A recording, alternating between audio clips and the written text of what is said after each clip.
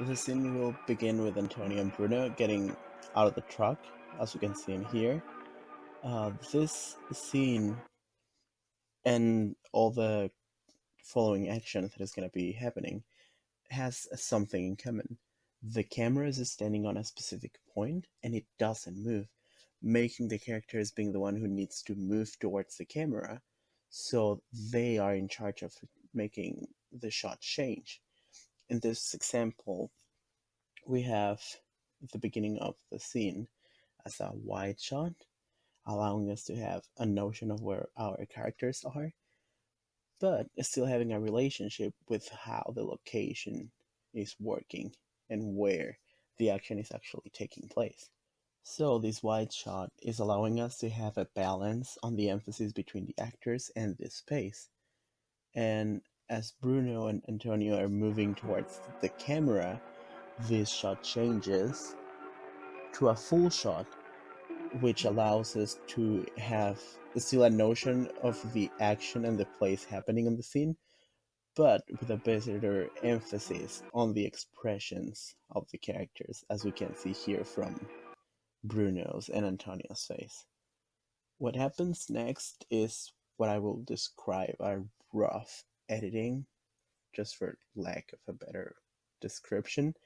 Rough because all the changes in the camera movements are gonna be made by smash jumps, so it means no subtle or transitions at all. It's just a cut and then another perspective, a cut and another perspective.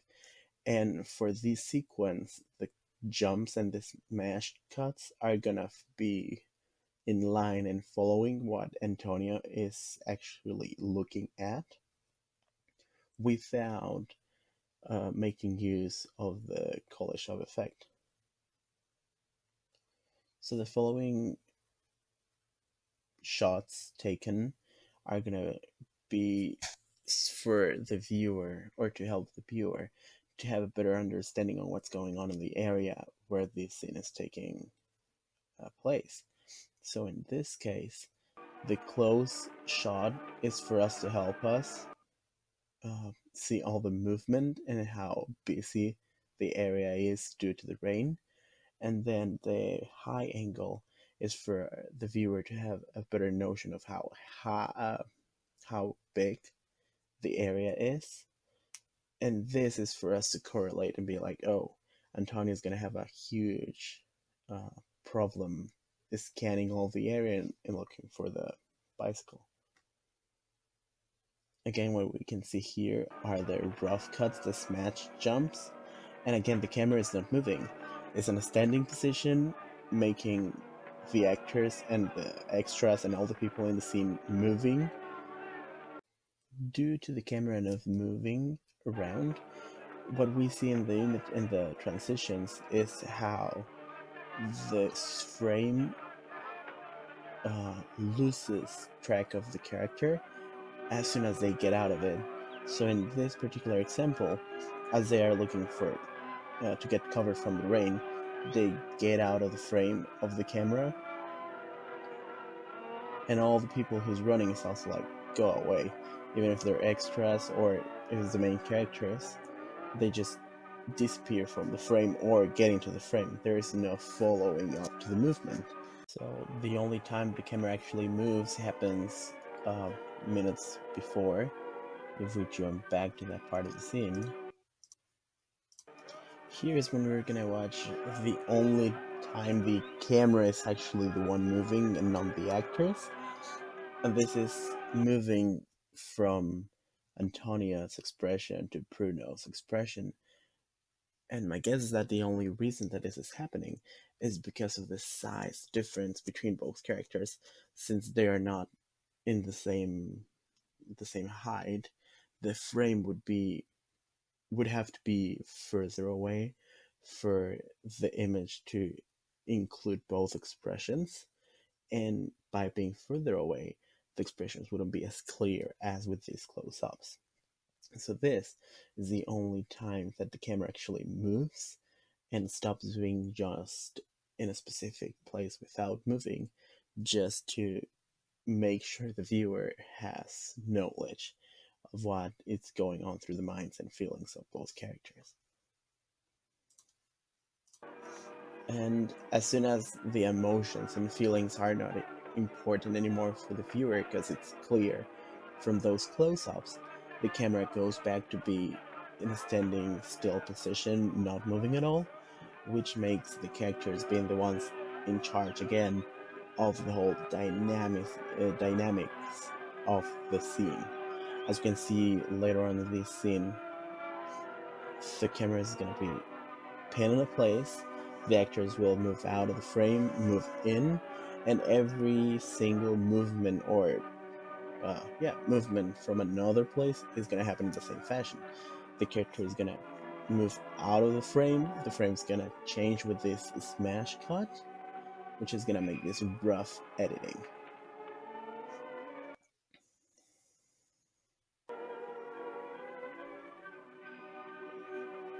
Here is a good other moment where the expressions matter, but since they don't convey any important feeling for what's going on in the scene, we don't need this specific focus until we see Bruno dealing with the dirt. But again, this is just to make sure we have a focal point. This is not something that will add value into the scene. As we can watch through all this movement and all these faces, there's no actual use of makeup. The costumes are not that customy, if we can call them costumes. It's just regular clothing for the time. The makeup is not there because, they are conveying real people, so they don't wear makeup in a normal day on this kind of weather. Same with the clothing; it's pretty formal, pretty normal, casual for the era, for the times. So far, the only props really used in the scene were the tissue used by Bruno and Antonio to clean themselves, and if we can call the water in which Bruno fell the prop will be, which I really doubt. Other than that, there's not gonna be any other item they will use. The whole scene is gonna just focus on them and what they're seeing and the action in the area, and how this particular scene is gonna be important for the plot, because this is the moment they're getting the closest, the spoiler, to know who the thief is and have like a path to track him. I think this particular moment of the scene is worth to point a little bit more further. This because it helps for us to point out how, for near-realism, which this movie belongs to, the directors will refuse to use professional fancy actors. We can call this out in this movie for the way the actor interpreting Antonio acts. We only have two options. Or either Antonio is actually intended to be portrayed as a dad with no feelings, in which the acting will be 10 out of 10 outstanding. If it's not the case, then we will have an actor who is not aware of what he's doing, a director who really doesn't care about it, as long as the message is like there. Because the way he talks here to Bruno, who just felt, doesn't seem to be of a dad who cares, and more so like, oh, it just happened, okay. Which I will blame the lack of experience in the acting area for the actor. The musical choices in the background, as well as the fast pacing of the cuts and the smash jumps, are another fact that I think help the viewer to get related to what's going on through Antonio's mind. He's clearly in a hurry to get the bicycle back. This is a mean way for him to have a job to feed his family.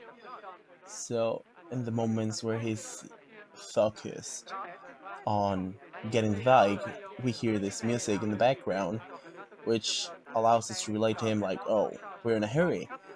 But as soon as his thoughts are blocked by external stimuli, like the appearance of these guys, the music stops because he's clearly not focused. His mind is in another way.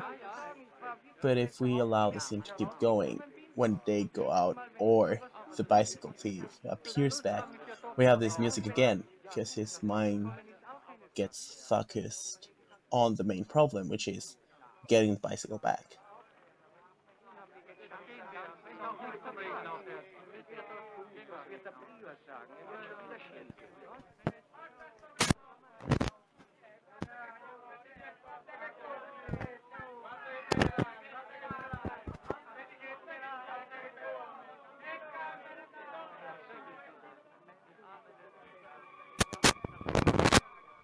So here again, as he realizes he's a thief, that's my bike, we start getting, again, music in the background, the same one. They hurry 5 to the scene, and the rhythm of this music starts going up